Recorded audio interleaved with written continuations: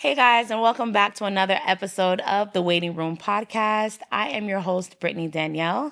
For those of you who are new here, make sure that you stop what you're doing, go ahead and hit that subscribe button, turn on your post notifications, and yeah, just welcome to the Waiting Room. All right, guys. I'll be lying to you if I knew the direction of how we're going to feel during this episode. Typically when I'm going into another episode, I honestly am just really led by the Holy Spirit. I am just overjoyed with just the opportunity to be able to just come and just really come as I am, to be honest. Like I said, I don't have this whole thing figured out, but I know that as I go into it, just transparently, that I know the Holy Spirit is just gonna guide me. So I felt over the past couple weeks or so, that God had given me a topic to speak about. I don't know if we're going to cry this episode. I don't know if we're going to laugh, kiki. I really can't tell you, but just be prepared. I want to give a bit of a disclaimer. This episode is going to be maybe quite emotional for some because it's a heavy subject. So this episode, I wanted to really shed light on grief and what that's meant to me and navigating it. Over the past week or so, I actually lost my aunt to cancer. And, it was just one of those things where I've been in that particular space before. I have yet till this moment, y'all, to literally shed a tear. And it's not because I'm not sad. It's not because I'm not grieving.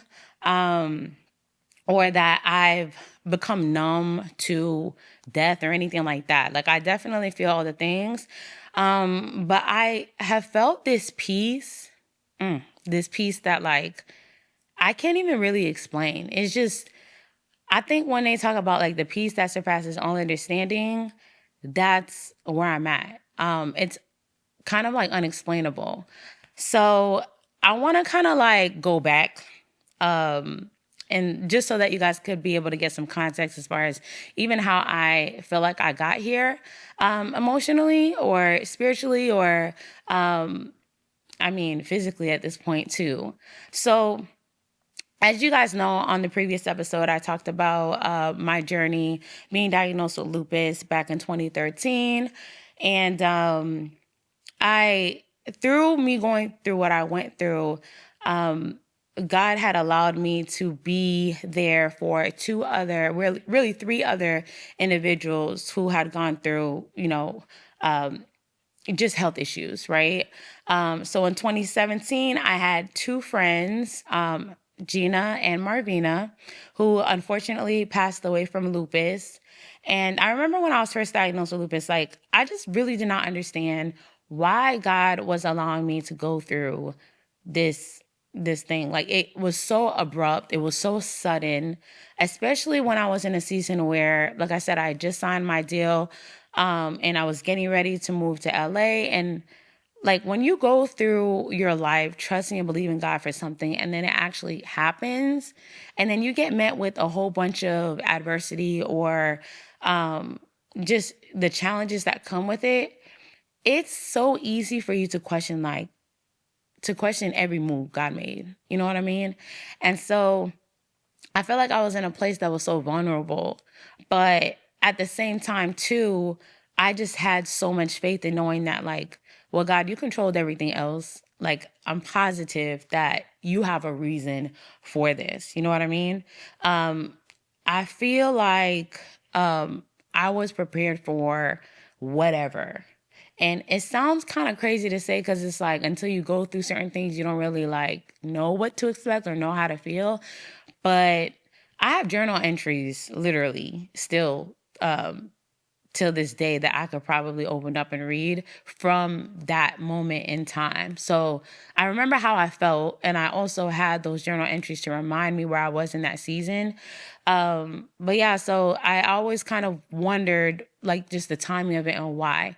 And now that I'm 32 years old, now that I've gone through everything that I've gone through over the years, it really makes so much sense to me. So let's get into it. So 2013, like I said, I was diagnosed, and I became friends with Gina.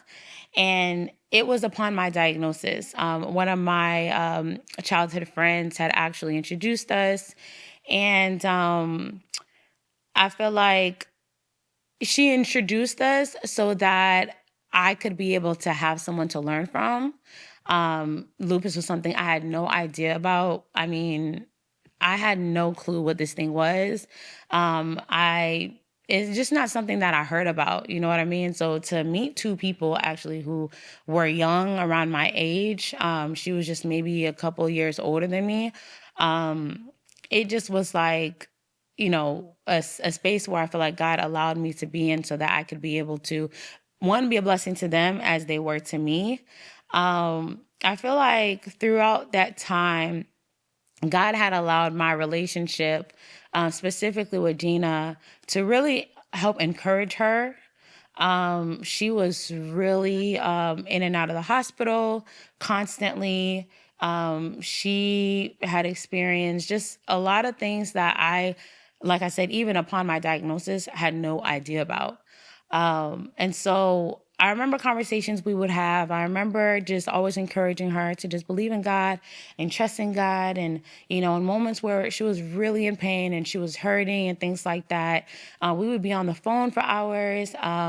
Eventually, like I said, when I moved to LA, we always stayed in contact. Whenever I came home, she was the first person that I would be off the flight, go home, drop my stuff off, and then I would be at her house. I would always be with her.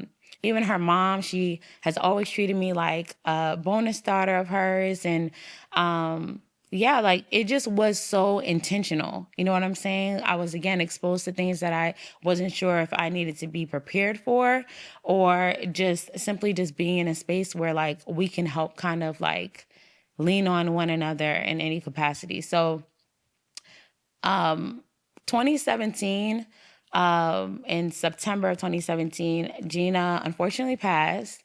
And I just remember kind of being on like pilot mode almost. I mean, I felt it, of course. I remember that day like feeling like I felt guilty to even eat, if that makes sense. To know that like someone you love was no longer here anymore. And it's like the thought of even being fulfilled with a meal, or like I remember that specifically, you know what I mean? It was a huge, huge loss. But again, that peace that I'm talking about was also something that ultimately settled. I remember I went home and, I was just so involved in the entire process, like meeting with her mom, helping her pick out her dress, with another friend of ours, and just being a part of like just everything. It was just so so deep, and I've never experienced like death that close before. Um, Outside of obviously like my grandmother and things like that, but it was just like on that level, never. And so I remember upon Gina passing away, I connected with Marvina, maybe like a few months prior to that, right? So we all knew each other. We're all friends and stuff like that. And obviously when Gina passed, I was again there for Marvina. Marvina was going through a lot of things that Gina was going through. And ultimately even, being there together for her funeral. And again, just knowing that I was always on assignment. It's like the same assignment that like God had given me to be there for Gina was the same one that he gave me with Marvina. And Marvina, actually, our families have always been close. She was, I think about 25, no, like 30-ish. she was much older than me, actually. So basically, Marvina and I, we grew up with very close families. Like, we grew up literally in the same neighborhood. Her brother was my brother's best friend. And like I said, our families were close. And so because we had such an age gap, we didn't grow up close, at the time. But like I said, it was the diagnosis. It was our friendship with Gina, which is what really brought us together. And so, I remember, like, Marvina was like, she was older than us, but she was like the baby, if that makes sense. Whenever she was feeling any type of way, like, I just loved, like, kind of coddling her because she's just so gentle. She's just so kind. She just, whatever. So, like, we just really we were able to develop this, like, really beautiful friendship. And whenever she was feeling any type of way, she would pick up the phone and call me. Like I said, anytime I went home, we just, always spent time together.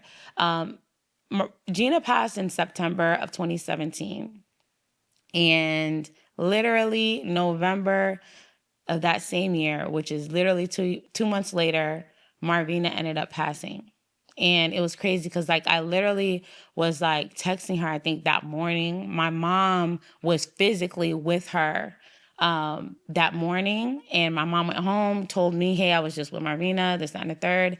And then I think hours later, I got a call that she had ultimately passed. And again, I'm like, God, what is happening right now? Like, what, back to back? You know what I'm saying? I talk a lot about this, even in my book. If you guys don't know, I'm also an author. I wrote this book, actually I have it here, called I'm Healed, a tribute to finding the healing you need in pursuit of your purpose. And I talk about navigating grief when it comes to them. And also realizing that, like, there's so much purpose. Like, sometimes we really don't understand, like, God, why do you have us going through certain things or whatever? But I feel like God wanted me there, one, to, like, draw them closer to him.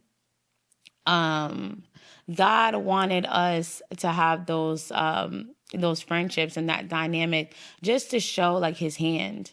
And I feel like a lot of times when we are, again, waiting or we're trusting or believing God for things, and we're not quite hearing him, right? It's just easy for us to get discouraged and to feel like he's kind of, like, gave up on just even having a plan for us. You know what I'm saying? So yeah, it takes sometimes years and years and years to get to a point where you can understand and truly just, like, see what God was doing. But at the time, I was, like, again, on pilot mode, like, just being purposeful. Like, okay, what are we doing? Okay, like, how can I help? You know what I'm saying? And it was like a movie for me at the same time too. Like, literally um, the same funeral home for both. You know what I'm saying? Like, the same. It was a lot. It was a lot for me, and I feel like still to this day, like, I find myself trying to make sure that I felt and I feel everything that I need to feel. But when I'm talking about grief, I don't want to, like, push off this, like, idea of just kind of being numb to it. It's important for you to feel everything that you're supposed to feel. You know what I'm saying? But I think as believers too, um, when you lean on God for real and you really trust and believe in who he is, and knowing that, like, for us as believers, this world is going to come and go. This life, it comes and goes. You guys will probably hear me mention this all the time. And I think I mentioned this already. Like, as we're going, God and, Jesus is coming back. You know what I'm saying? So life is so, so, so short. And I think that most importantly, like, it's just important for us to see that, like, we have a purpose in every relationship, every dynamic that we have. I don't care if it's a complete stranger. I don't care, if we just met, like, a few minutes prior. Whatever God is wanting me to do in that exchange, I want to make sure that it's done. I want to make sure that I say the things that he's asking me to say, or whatever the case may be. You know what I mean? Because again, we could just have that exchange and have that exchange only and never see each other ever again. You know what I mean? And so as I reflect on my relationship with Gina and Marvina, I realized how much purpose was in that. I realized how much it's important for us to be able to share the love of Christ with one another, how important it is for us to just really give him complete control of those spaces. There are things and conversations that sometimes I was like, God, why do we even have to talk about that? But sometimes he's like, I need someone to really like not just see my hand, but to just feel my presence and to know that I'm there. You know what I'm saying? Even when it was really, really difficult. You know what I mean? Especially when you're talking about sickness, where you feel the pain and you're like, okay, God, you say you'll never leave me nor forsake me, but I am in pain and agony right now. Like, take this cup from me. You know what I'm saying? And when you're experiencing, grief, and the answer that you wanted ultimately isn't actually what happened. You know what I mean? I think it's easy for us to question God when you know that in his word, he says, ask, and whatever you ask of me will be given unto you. And you're like, God, well, you're a healer. I know that you are, and I know that you can, and you're constantly praying for somebody's healing. And then unfortunately, they end up passing. So it's like, God, are you a healer? Are you who you say you are? Like, you told me to ask. I've prayed and I've fasted and all those things. And I feel like even that, I used to feel guilty. Like, was my prayer not like strong enough? Am I not not righteous, but like, you know what I'm saying? Like, some people, when they pray the house down. They're like talking about, generational curses. They're binding spirits and, all these things. And like, I feel like I was like, it don't even have to be all that. But I just want you to understand that my will ultimately will be done. You know what I'm saying? Even when you don't get what you ultimately ask for, you know what I mean? Like, there's a bigger plan, even onto death, because Jesus raising Lazarus from the dead wasn't even his greatest miracle. Like, Lazarus lived, right, again, but Lazarus ain't here today. He still had to die ultimately again, you know what I mean? And I think that as we realize, like, God's greatest gift to us is him dying on the cross and overcoming death. And to know that, like, we don't have to feel like, oh, we'll never see this person again. Or, like, as believers, we know that we can rise up with him. So I think that there's a sense of peace and there's a sense of just like hope, and knowing that, like, it's not over because it's over here, right? And we have something to look forward to. As believers, we have something to look forward to. And so I just think that as I reflect on those seasons of my life, and as I even am here in this point in time, that again, I'm not numb to it. Who knows? I might just have a moment where it just, you know, you know, grief comes in waves, So I don't know, but I just want to encourage somebody who is like literally just trusting and believing God to help them navigate their season of grief. And just trust that, like, he really can give you that peace. And it doesn't always make sense. And it doesn't mean that you have to feel guilty for not grieving the way everybody else grieves. You know what I'm saying? It doesn't mean that there's no blueprint for this. Like, you just have to like keep going. You just have to choose to keep going. And like I said, even after Gina and Marvina, I remember praying to God, asking him, like, please don't let me, like, I need a break, please. Like, I don't want to go through this anymore. I didn't want to experience it in that way again. And eventually 2020, God introduced me to Summer, which is I'm gonna drop this here, but this is gonna be another episode, and I have somebody who's gonna come and talk to me or talk to you guys about this with me. But Summer, who was my ex's baby mother, y'all just let that sit for a second. You heard me? My ex's baby mama, like, okay, who ultimately passed in 2020. In 2020, yeah, we met in 2019. She passed in 2020. Listen, God does things that it doesn't make sense sometimes, right? But when I tell you there's so much purpose in his plan, there's so much purpose in his plan. And so I realized that no matter what God takes me to and through, um, what's important is that I don't miss what he's doing. You know what I'm saying? And sometimes God is just like, I just need you to be here and I just need you to move. However, I'm asking you to move. You know what I mean? It may require for you to be stretched. It may require for you to be in very uncomfortable situations. It may not make sense to other people. People might come in and like judge the situation or whatever the case may be. With Summer, and I'm just gonna say this, and then again, I'm gonna leave this for another episode. Like, I became Summer's caregiver. Her son, their son, is like, he's my nephew. You know what I mean? Um, and it doesn't always make sense. I lost friendships over obedience, you know?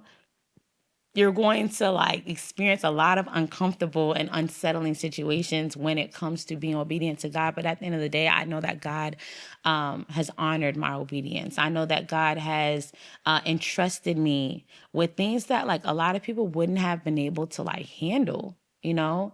And so I just thank God for allowing little old me. That's how I feel, y'all. Like this whole thing, like, I just thank God for always choosing me, you know, and finding me fit to be in these very, like, what's the word I'm looking for? Just very like sensitive and very like fragile situations. And him also giving me the strength to endure them.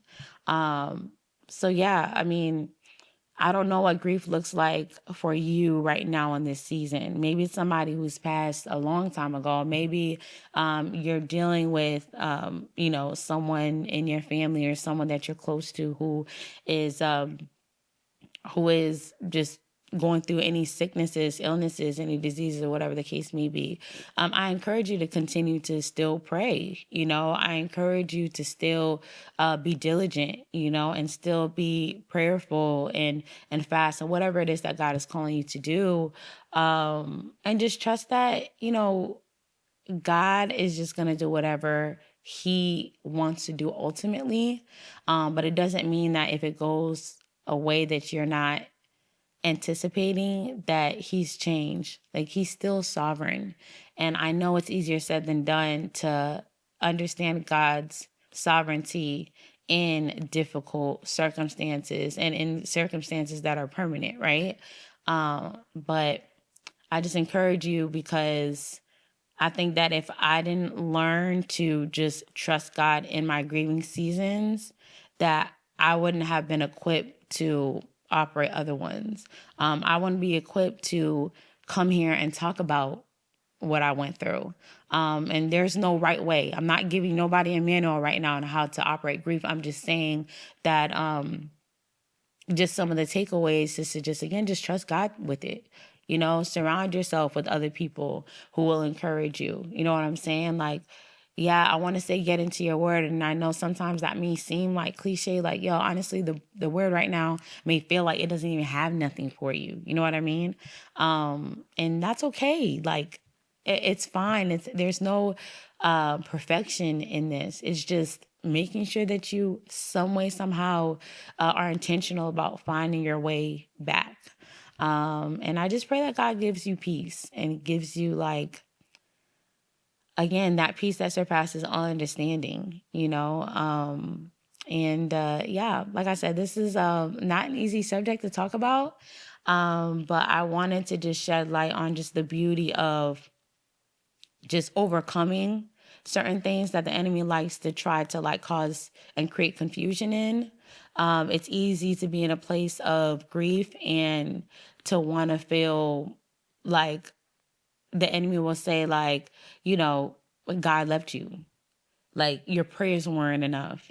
um like it wasn't powerful enough, or he doesn't even really care about what you care about. You don't care to like do what you're asking him to do, because like, look at him, at the end of the day, he did what he wanted to do. Like, it's easy for the enemy to come in and cause so much confusion, and to make things like not what they're supposed to be. That's just what deceit is. He'll take the truth of situations and he'll try to literally like manipulate it and having you think that like God isn't who he says he is, but he still is that. You know what I mean? So yeah. So here I am today, and like I said, I'm just taking one day at a time. And again, I don't have it all figured out, but I know that like God is just, he's good at the end of the day. And it's hard to see goodness when you're experiencing pain. But no matter what's going on around us, no matter what's changing, God, he doesn't change. He's a constant God.